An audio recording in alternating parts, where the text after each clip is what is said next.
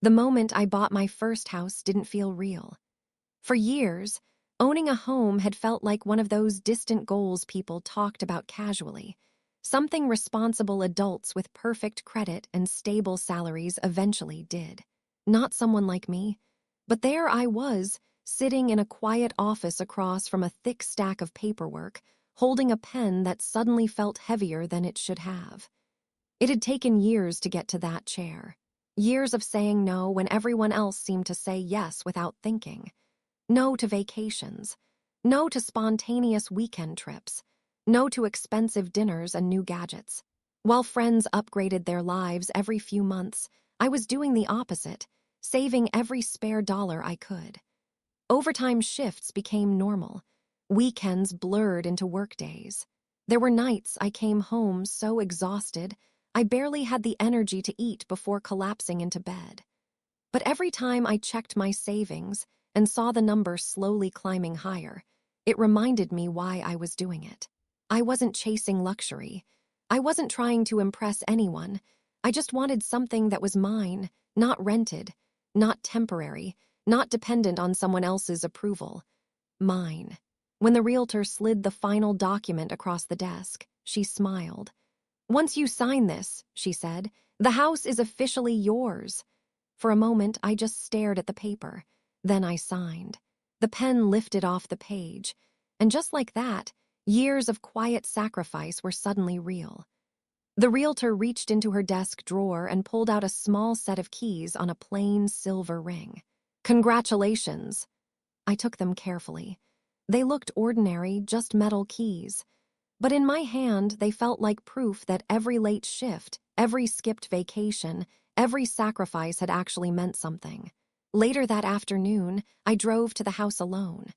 The sun was dipping low, casting that warm golden light that makes everything look calmer than it really is. The neighborhood was quiet.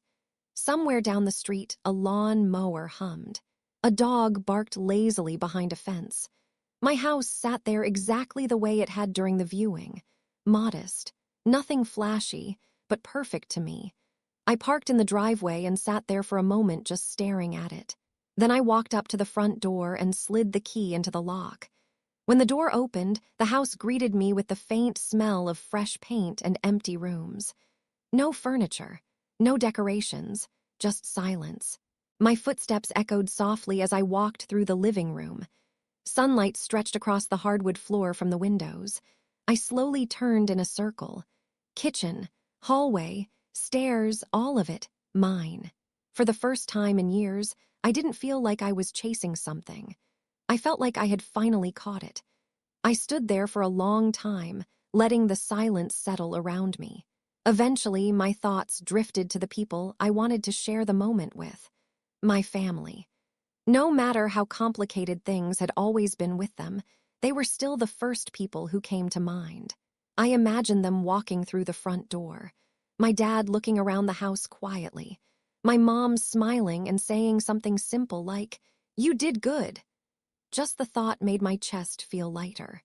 So that evening, sitting on the floor of my empty living room with my phone in my hand, I sent a message to the family group chat. "Housewarming dinner at my place this Saturday. You're all invited." It was supposed to be a small celebration.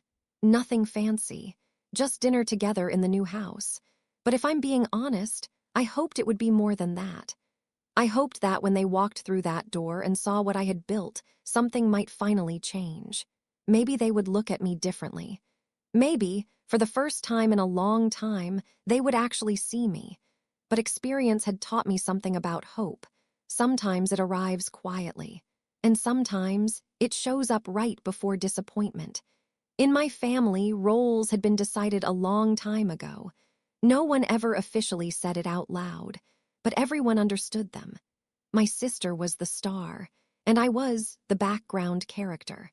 Growing up, it wasn't obvious at first. When we were kids, I assumed the attention she got was just normal older sibling stuff. She had a bigger personality, louder, more confident, the kind of person who could walk into a room and instantly pull every eye toward her. Teachers loved her. Relatives adored her. Even strangers seemed to remember her name after meeting her once. Meanwhile, I was quieter. Not shy exactly, just not someone who fought for attention. And in our family, attention wasn't given. It was taken. I started noticing the difference as we got older. When my sister brought home a good report card, my parents celebrated like it was a major event. One of her certificates actually got framed and hung in the hallway like a trophy. The next semester, when I brought home straight A's, my mom glanced at the report card, nodded once, and said, "That's good. Keep it up." Then she went back to helping my sister pick out a dress for a school dance. At the time, I told myself it didn't matter, but moments like that kept repeating. My sister's birthdays were huge productions. Decorations, balloons, extended family visiting, elaborate cakes that took hours to organize. My birthdays were simpler. Sometimes they were even combined with other family gatherings to save time. No one ever said it in a cruel way. That was the strange part. It wasn't hostility. It was indifference. My sister's life was treated like the main storyline. Mine felt like a side plot people occasionally remembered to check in on. Even when I reached big milestones, the attention somehow drifted back to her. I remember the day I graduated from college. My parents came to the ceremony. They clapped when my name was called. For a brief moment, standing there in the cap and gown, I actually felt proud. But later that night, when relatives asked about the graduation at dinner, the conversation slowly changed direction. My sister had just started a new marketing job. Within minutes, the entire table was discussing her career, her office, her coworkers, and her future promotions. My degree became a quick footnote. "Yeah, they finished school today," my dad said casually before turning back to my sister. At some point, I stopped expecting things to be different. When a pattern repeats long enough, you learn to adjust. So when my sister recently bought a brand new luxury SUV, I already knew what would happen. The family group chat exploded. Photos, videos, voice messages. My mom sent a long string of heart emojis. My dad wrote, "Now that's an upgrade." Relatives chimed in about how successful she must be doing. Within a few days, that SUV had practically become a celebrity in the family. Every phone call included updates about it. "Did you see the interior? It has heated seats. The screen on the dashboard is huge." Meanwhile, the house I had spent years saving for, the thing that had quietly shaped my entire life, barely came up. When I first mentioned I was close to buying a place, my mom simply said, "That's nice." Then she asked if I had seen the latest photos of my sister's car. I told myself not to take it personally. That was just how things worked in our family. Flashy things got attention. Quiet achievements didn't. Still, as the housewarming dinner got closer, a small part of me held on to a little hope. Maybe seeing the house in person would make a difference. Maybe when they walked through the front door, looked around the living room, the kitchen, the backyard, maybe then they would understand what it had taken to get here. Because this house wasn't an impulse purchase. It was the result of years of sacrifice, years of discipline, years of choosing stability over excitement. And for the first time, I wondered if my family might finally notice. There was just one small detail I hadn't thought much about. My sister had mentioned she planned to drive her new SUV over that night. At the time, it didn't seem important. Just another car pulling into the driveway. I didn't realize yet that when she arrived, the entire evening would shift. As the housewarming got closer, I started putting more effort into the house than I had originally planned. At first, I told myself it would just be a simple dinner. Nothing fancy. Just a small gathering to mark the moment. But the closer Saturday came, the more I found myself trying to make everything perfect. Every evening after work, instead of going back to my apartment, I drove straight to the house. The place was still mostly empty, but that didn't stop my mind from filling it with possibilities. I cleaned rooms that were already clean. I wiped down the kitchen counters more times than I could count. I moved the dining table slightly to the left. then back to the right, until it sat exactly where I imagined everyone gathering around it. Looking back, it was a little ridiculous, but deep down I knew why I was doing it. This wasn't just a dinner. It was a moment I had quietly been waiting for years.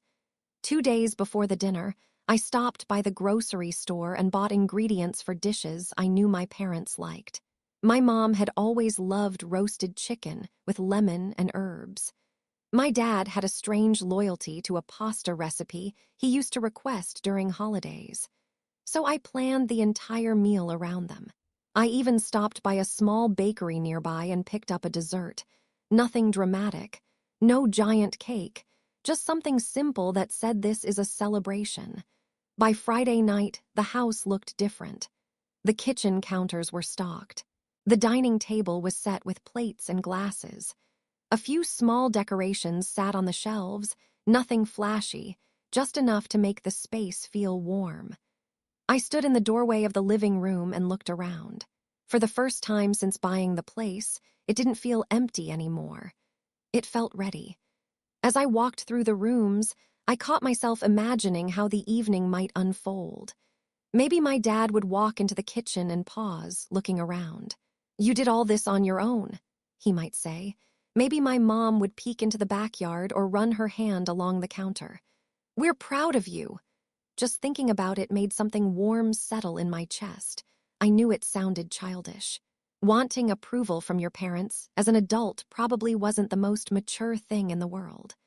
But when you spend years feeling like the quiet extra in your own family story, even a small moment of recognition starts to feel important. Because this house meant something to me. It wasn't huge. It wasn't flashy. It didn't have marble floors or anything you'd see on a luxury real estate show. But every corner of it represented a decision I had made. Every dollar saved. Every late shift worked. Every time I told friends I couldn't go out because I was trying to stay on budget. This house existed because I stayed disciplined when it would have been easier not to. And for once, I wanted someone else to see that. Late that night, I sat at the dining table and looked around the quiet room. The chairs were pushed neatly under the table. Plates were stacked on the counter, ready for tomorrow. The only sound in the house was the soft hum of the refrigerator in the kitchen. I pulled out my phone and checked the family group chat again. Everyone had confirmed they were coming, even my sister. Earlier that day, she had sent a message. "Can't wait. I'll bring the SUV so everyone can see it in person." Almost immediately, a few relatives responded with excited emojis. Questions about the car. Comments about how amazing it looked in the photos. I stared at the screen for a moment before locking my phone. It didn't bother me. At least, that's what I told myself. Tomorrow wasn't about her car. Tomorrow was about the house. About the life I had quietly built piece by piece, while everyone else was busy watching something louder. And for the first time in a long time, I allowed myself to believe that when my family walked through the front door, they might finally notice. Saturday evening arrived faster than I expected. By late afternoon, the house was ready. The oven hummed with roasting chicken. The table was set neatly. The faint smell of garlic and herbs drifted through the kitchen. Soft lamps glowed in the living room, making the empty rooms feel less like a new property and more like home. I checked the clock again. Any minute now. I walked to the front window and scanned the driveway. The sky was painted in that soft orange glow right before sunset. The street was quiet, calm, peaceful, perfect for this long-awaited moment. Then I saw the first car turn onto the road. My parents. My chest lifted. Excitement bubbled up. This was it, the moment I had imagined all week. I opened the door just as my mom stepped onto the driveway.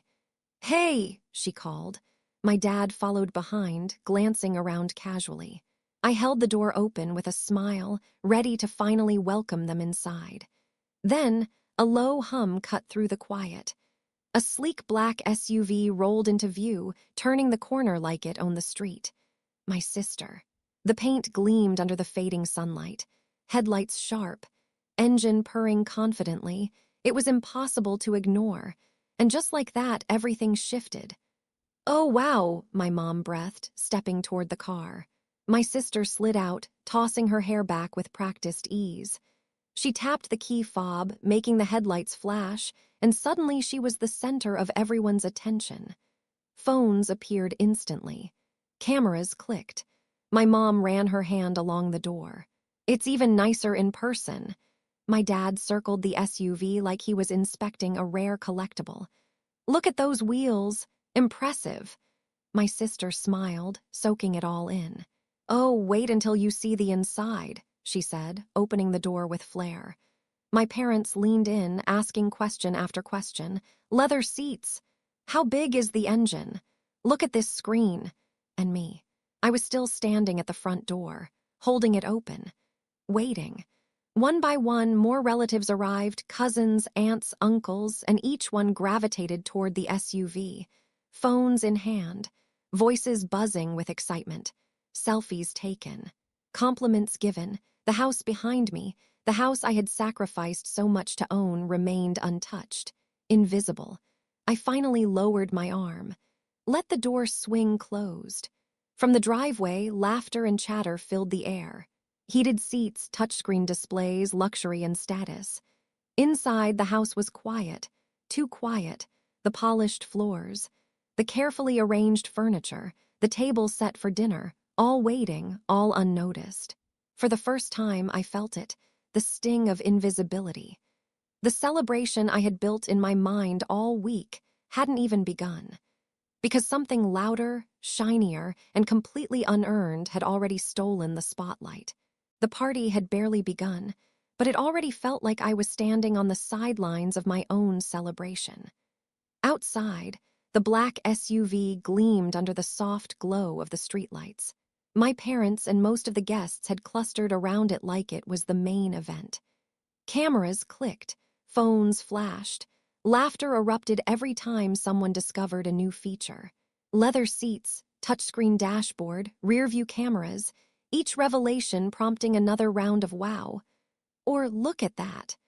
I watched my mom crouch to inspect the tires while my dad ran his hand over the steering wheel, nodding with approval.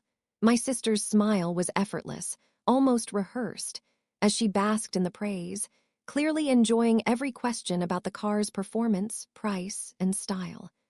Meanwhile, my own home sat behind me in quiet dignity. The freshly polished floors, the dining table meticulously set, the dishes I had cooked with my own hands, all completely ignored. A few guests ventured inside, curiosity barely scratching the surface. A cousin stepped in, muttered, "Nice place," and darted back out, phone in hand, rejoining the SUV crowd. Even the younger kids, usually the first to explore, were mesmerized by the sleek interior of the car. Every passing minute tightened the familiar ache in my chest. The excitement over a flashy object eclipsed the years of effort, discipline, and care I had poured into this house. I tried to shake it off. This house wasn't about validation. It was about the life I had built. I wandered through the rooms, checking the oven, refilling drinks, adjusting chairs, small gestures to reclaim a sense of ownership over the evening. But whenever I glanced back outside, it was the same. My parents orbiting the SUV, snapping photos, praising my sister, oblivious to the home that surrounded them. And yet, amid the sting of neglect, clarity emerged. This wasn't just about being overlooked, it was about recognizing a pattern. My sister thrived on spectacle. My parents rewarded the showy. And I had spent my life quietly building something meaningful, enduring sacrifice and effort while the world applauded appearances. For the first time that evening, I didn't argue. I didn't seek attention or force recognition. I simply observed. I watched my sister laughing, my parents still enchanted by the car, everyone captivated by what glittered on the surface. And somewhere deep inside, a quiet strength began to grow. Patience. The understanding that the worth of what I had built wouldn't be measured tonight by applause, selfies, or fleeting praise, but by the life it would sustain every day after. The driveway show continued, but I stepped away from the crowd. I retreated into the calm warmth of my house, letting the SUV take the spotlight it craved. Tonight, the car could shine. Tomorrow, my home and everything it represented would. Dinner was finally served. The table was set with dishes I had spent hours preparing: roasted vegetables, baked chicken, fresh bread, and the aroma should have filled the house with warmth. Instead, it barely registered. My family's eyes were still fixed on the sliding glass doors, where the black SUV gleamed under the soft glow of the evening lights. My sister held court, effortlessly commanding attention, while I felt like a silent observer in my own home. I tried to steer the conversation. "I hope everyone likes the lasagna," I said, forcing a smile. My parents nodded absent-mindedly, their gaze flicking toward the driveway. It was as if my words existed in a vacuum, acknowledged but never truly received. And then it began, the comparisons. One uncle leaned back, chuckling. "I see your sister upgraded again. How's that car treating you?" Laughter followed. Another cousin added, "Maybe one day you'll get something as nice as that." Even my parents joined in, their smiles warm for her but invisible toward me. I smiled politely, fork trembling slightly in my hand, feeling that familiar tightening in my chest. The months of careful saving, late nights, and small sacrifices, the life I had built piece by piece, were invisible. Meanwhile, an object, a car, stole every ounce of recognition I had silently earned. I looked around the table. The relatives were enjoying themselves, nodding and laughing, eyes bright, but for all the wrong reasons. Every compliment, every story, every shared glance pointed toward her. The pattern was painfully clear. Even in the home I had painstakingly created, I was once again relegated to the background. Somewhere between the third and fourth round of jokes, a quiet shift happened inside me. The dam that had held back my frustrations started to crack, but not in anger. Instead, a sense of clarity emerged.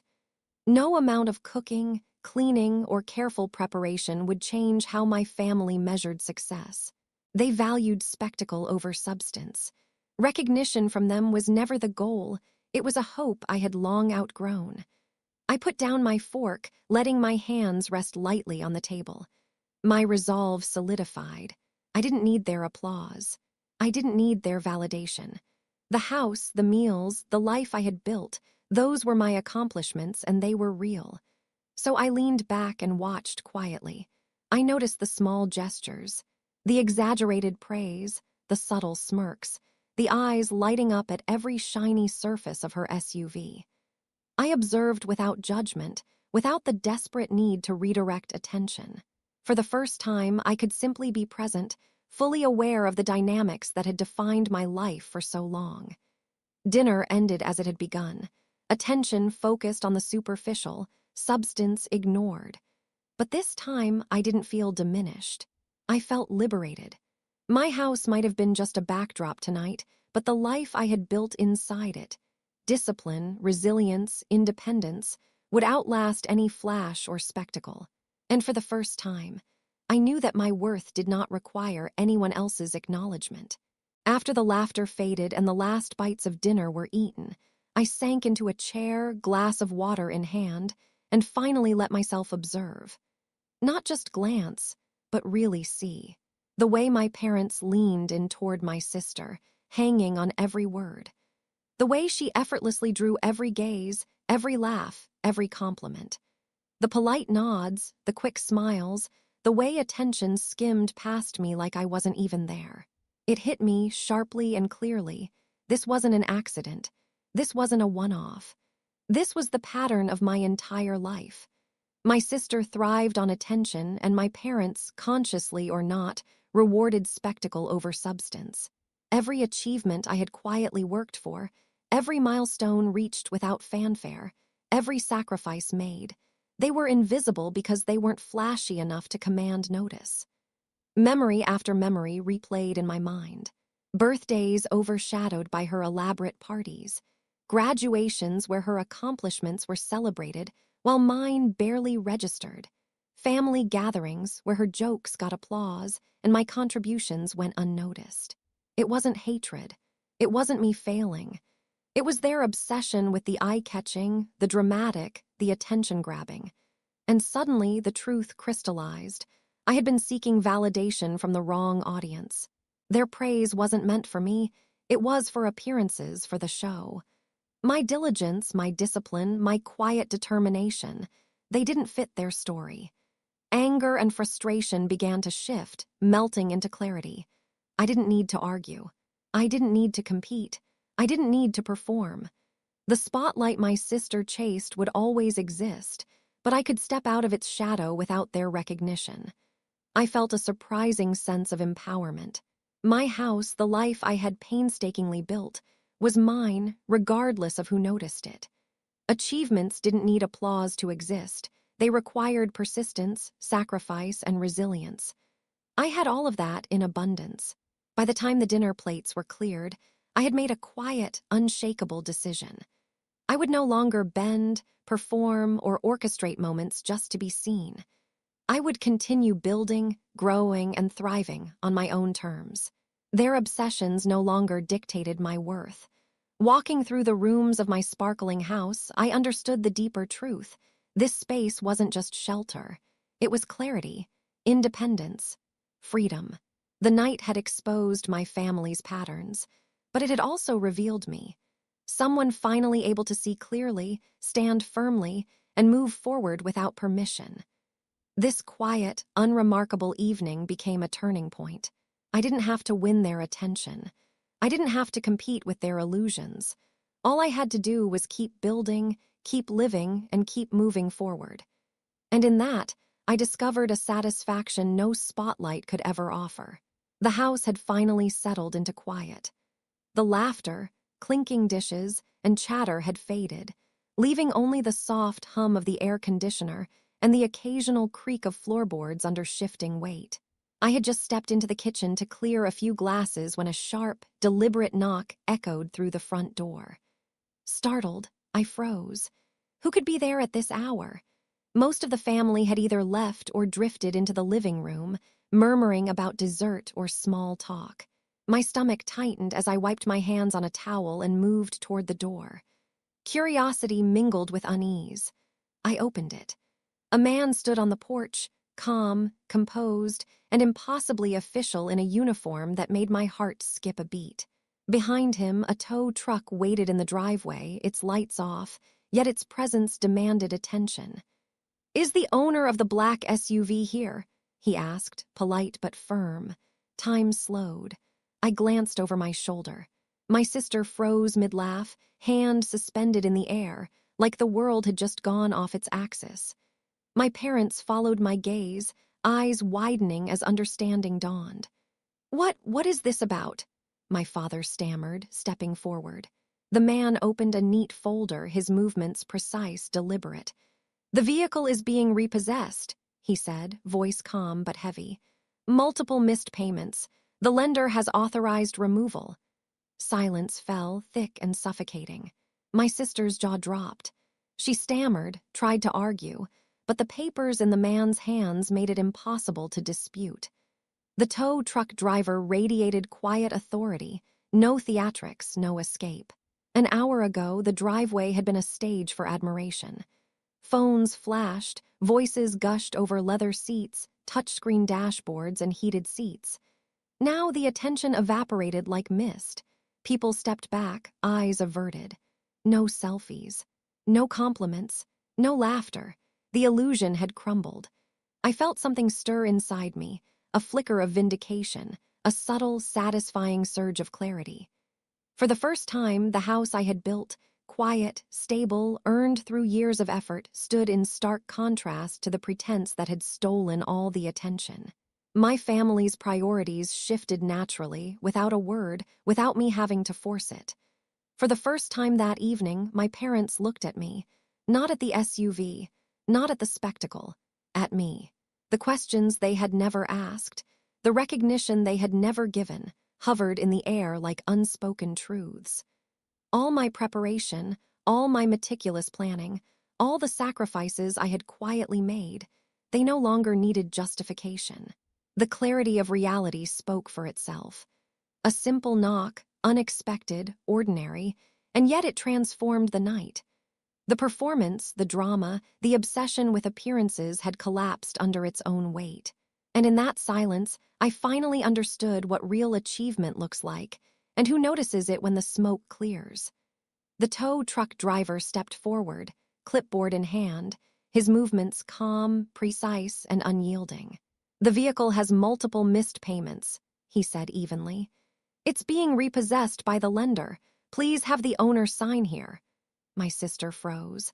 The confident, self-assured grin she wore moments ago vanished, replaced by wide-eyed panic. Her hands trembled as she opened her mouth, words catching in her throat. I can fix this, just," she stammered. The man shook his head politely. "I'm afraid the paperwork is in order. There's nothing I can do." The SUV, once a symbol of admiration, became a monument to silence. My parents' previous enthusiasm, the photos, the endless questions, the gushing praise, evaporated. My father's brow furrowed in disbelief. My mother clutched her purse, caught between shock and uncertainty, unsure how to react to the sudden unraveling of the image they had celebrated for days. The driveway, once alive with laughter and attention, hung tense and still. Even the distant neighbors' glances through their windows seemed to pause, as if the world itself had stopped to witness the collapse of pretense. She tried again, desperation spilling from her voice. I just forgot a few payments. I can pay, I can fix it." "No," the driver said firmly. "The lender has authorized removal." I stood back, arms crossed, silently observing. A strange mix of emotions surged through me. Shock, fleeting sympathy, and a quiet, undeniable vindication. The object of everyone's obsession, the sleek, glossy SUV, was revealed as nothing more than an illusion, a carefully curated mask hiding recklessness and debt. The driver worked efficiently, attaching chains to the wheels, guiding the vehicle onto the truck with mechanical precision. My sister's protests grew louder, more frantic, but he remained unwavering. And then I noticed it, my parents. Their faces shifted from confusion to dawning understanding. The realization hit slowly but unmistakably. They had been applauding spectacle while overlooking substance. A deep, steady pride filled me. My own achievement, the house I had built, paid for, and nurtured with years of sacrifice, stood in stark contrast. No shiny exterior could replace months of hard work. No flashy display could match the discipline, the quiet persistence, the deliberate choices I had made. As the SUV was lifted and loaded onto the tow truck, leaving the driveway empty and strangely still, my parents finally turned toward me. No cameras, no distractions, no competition for attention. Just eyes that, for the first time, reflected acknowledgement and understanding. I didn't need words. I didn't need excuses or apologies. The lesson had been delivered quietly, unassailably, by the consequences of pretense. The SUV was gone, the spotlight shifted, and my house remained, solid, real, earned. And in that moment, I felt what I had been waiting for all these years. I was seen. The tow truck's engine roared to life, chains rattling as the black SUV inched onto the bed, slowly disappearing down the driveway. The sound, once a background hum to laughter and selfies, felt deafening now in the sudden stillness. The energy that had buzzed around my sister's car, that had drawn every eye and phone camera, had evaporated, leaving behind a tense, heavy silence. I studied my parents. My father's jaw was tight, fingers nervously twisting his watch band. My mother's eyes were wide, unblinking, trying to process a reality that contradicted everything they had been celebrating for the past hour. For the first time that evening, the illusions they had cheered were exposed as fragile, hollow, and fleeting.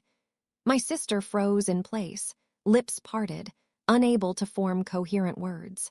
I can fix it, just wait."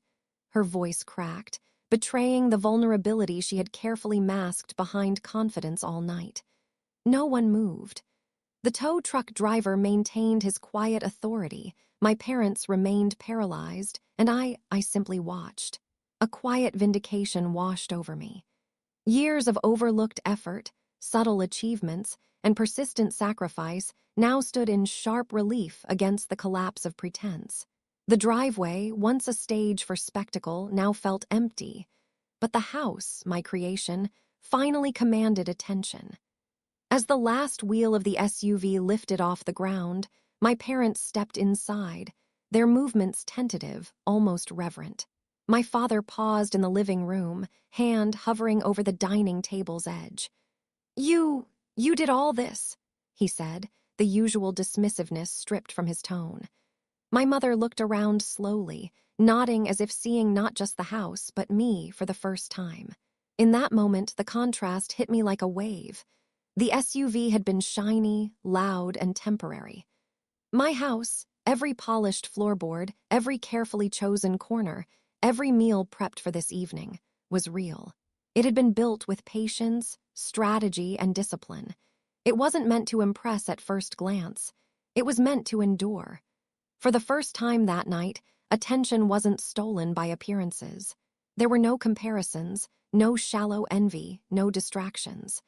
The reality of genuine accomplishment stood before them, quiet, steady, undeniable. And in that clarity, I understood something I had only begun to feel before. True success isn't measured by who sees it first, who photographs it, or who applauds it. It's measured by what you build, persistently and intentionally, that remains long after the spotlight fades. Tonight, the illusion had crumbled, and in its absence, reality, the life I had worked for, brick by brick, sacrifice by sacrifice, finally shone. The house settled into an unusual stillness after the tow truck disappeared down the street. The driveway, once alive with spectacle, now felt empty, echoing the end of the chaos. Inside, my parents lingered, eyes tracing details they had never noticed before. The polished hardwood floors, the subtle gleam of the countertops, the carefully chosen touches that transformed four walls into a home. For the first time that night, there were no distractions, no comparisons, no drama stealing attention. My father cleared his throat, his voice softer than usual. I didn't realize how much work this took," he said, glancing around the living room. No judgment, no backhanded compliment, just curiosity. I felt a mix of relief and caution. Years of being invisible had trained me to expect dismissal or indifference. But tonight, their focus felt real. "How long did it take to save for all of this?" my mother asked, stepping closer to the kitchen island. Her tone was tentative, as if testing whether she was allowed to be impressed. "And how did you manage the down payment?" I explained. The overtime, the sacrifices, the countless nights saying no to what everyone else took for granted. The budgeting, the planning, the discipline that finally led to holding these keys in my hand. I didn't boast. I simply told the truth. They listened, really listened. No sideways comparisons to my sister, no distractions, no shallow compliments. Just attention. And for the first time, I felt genuinely seen, not a background character in their story, but someone who had built a meaningful life through persistence and patience. "You really did this on your own," my father said finally, his voice quiet, almost reverent. It wasn't an apology or a correction for years of neglect. It was acknowledgement of fact. Pure, undeniable truth. My mother nodded, tears glinting in the warm light. We never understood before. We thought success was about what was flashy, but this is real." Her words trembled, but they were sincere. I smiled, careful, guarded. It wasn't forgiveness. It wasn't a promise to finally prioritize me, but it was recognition. And that mattered more than I expected. For the first time, I spoke freely about the journey, the decisions, the sacrifices, the quiet victories no one had noticed. And for the first time, my parents listened without judgment, without distraction. They asked questions, genuinely curious. I answered, knowing the conversation was finally about me, not appearances, not spectacle, not comparisons. Later, after the last car had pulled away and the house sank into silence, I wandered through the rooms alone. I traced the edges of the counters, ran my hand along the railings, looked out at the empty driveway. The quiet was satisfying. The spotlight I had longed for didn't come from others. It came from the life I had created, brick by brick, choice by choice, triumph by quiet triumph. And in that moment I understood. I didn't need anyone's approval to measure my worth, but having it acknowledged, even belatedly, was a gift I would carry forever. Later that night, after the last car had left and the driveway lay empty, I wandered through the house alone. The soft overhead lights glimmered on polished floors, and for the first time in years, the silence felt full instead of empty. I ran my hands along the counters, traced the edges of the living room furniture, and paused at the window, looking out at the dark, still neighborhood. Every corner of this house, every wall, every detail was mine. Not flashy, not loud, just real. Built on patience, effort, and careful planning, qualities my family had long overlooked. I thought back to the evening's chaos, the luxury SUV, the selfies, the laughter, the obliviousness. Their eyes were trained to see spectacle, to reward shine over substance. And tonight, the illusion had crumbled. The car was gone. In its place, the house stood quietly, solid, commanding respect in a way no flashy object ever could. Then it hit me. This house had never been about proving anything to my parents or my sister. It was about creating a life I could stand on, a life built from my own choices, my own effort. For years, I had measured myself by attention I rarely received. Now I saw clearly, real success isn't about who notices it first. It's about what you create, sustain, and protect, regardless of applause. The faint hum of the city outside, my own measured breathing, it all reminded me that this house was more than walls and furniture. It was independence, security, confidence, a foundation for a life I had earned. No comparisons, no borrowed prestige, no fleeting admiration, just something real, something lasting. I moved from room to room, each step grounding me in the reality of my achievement. I imagined decorating the bedroom, making it a sanctuary. I paused in the dining area where my family had eaten, and a small smile crept across my face. The evening's frustrations, disappointment, hurt, moments of invisibility no longer felt like wounds. They were lessons, clarity about what I wanted in life, about substance over show, calm over chaos, endurance over spectacle. Finally, I stood in the living room, taking in the quiet beauty of a space that reflected effort, vision, and resilience. My sister's world of borrowed prestige and flashy appearances felt distant. I felt no anger, only clarity. Foundations last longer than spotlights. This house, this life would endure. It would grow. And it belonged to me, fully, unapologetically. In that moment, I understood something freeing and profound. Success isn't about proving yourself to others. It's about building a life you respect, a home you love, and a legacy that quietly stands long after fleeting attention fades. Tonight, I celebrated, not with an audience, not with applause, but in the quiet knowledge that I had arrived. Fully, and on my own terms.